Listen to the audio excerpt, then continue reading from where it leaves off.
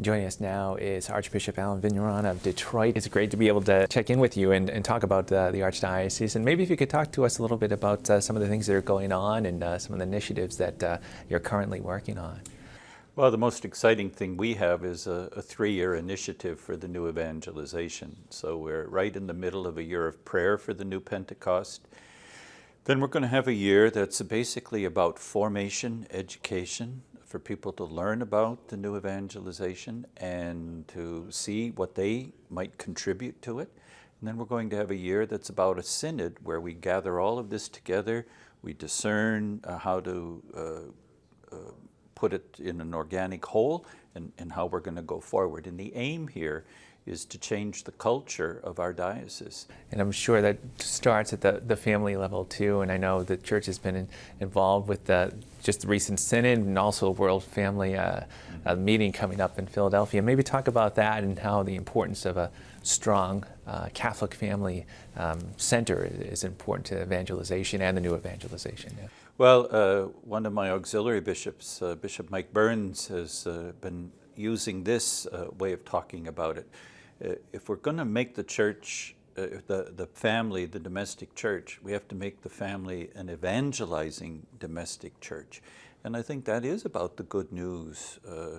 Even at the level of natural flourishing, without strong families, people aren't going to be able to flourish in their employment, flourish in their own new marriages. So family is the key to a healthy community, and certainly it's the key to the health of the church.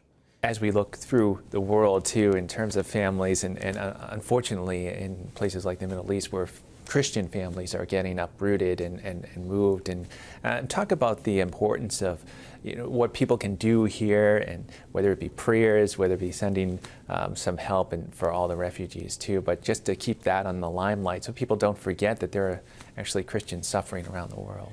Seems to me there could think in terms of 3 things. One, prayer, and in the Archdiocese we're actually having a prayer at Blessed Sacrament Cathedral, my cathedral, for Latin Catholics to join with Eastern Church Catholics. We have Chaldeans, Maronites, Melkites, Syrians coming together on the Feast of Our Lady's presentation to pray. We all need to pray. I think the second is help. We heard today in the aula about Catholic Relief Services and how important what they do, how important that is for Syria, Iraq, the Middle East.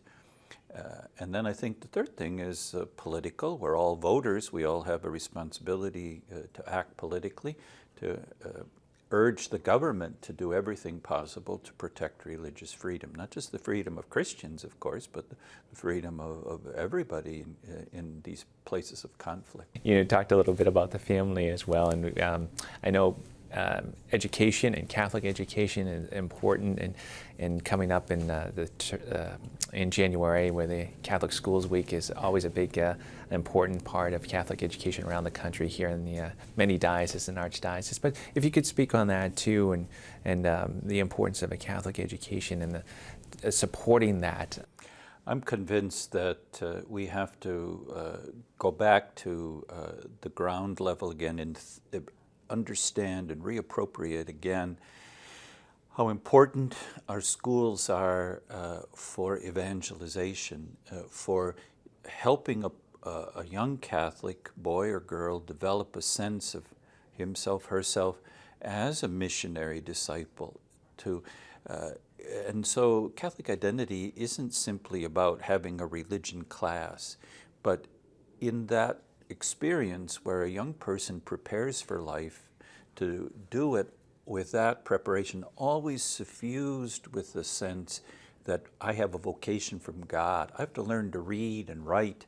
I have to learn my calculus so I can do what God wants me to do in this world, and I can be ready for the happiness God wants me to have in the next. I think that's the way that Catholic identity has to suffuse our schools.